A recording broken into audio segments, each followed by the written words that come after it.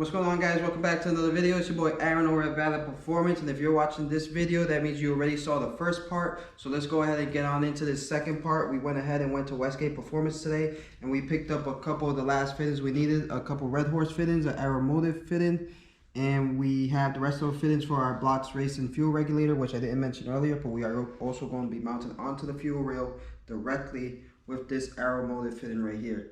I like this fitting a lot better. It's going to work a lot better with our setup than the usual one that K20 sends with us. So we're going to go ahead and set this all up for you guys right now and take a look at the finished product once we get it together.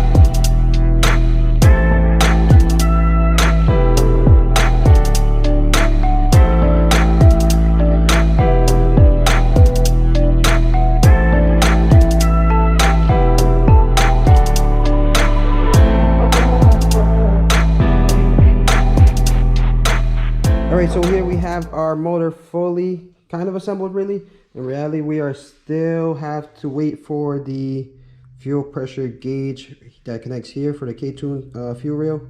Secondly, I am also waiting on a hose to connect the Blocks Racing vacuum block, so that'll be up next.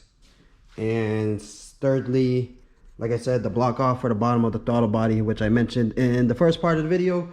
But other than that, we're going to go ahead and end this mini build series kind of right here. There's going to be a lot more progression videos throughout the rest of this saga under this playlist, which is the Night Rider project playlist. So if you guys want to see more on this build and on the what car this motor is going into, make sure you guys hit that subscribe button. Make sure you guys check out the rest of our channel to see what other fun stuff we are planning on doing later on this year. And we'll catch y'all at the next one.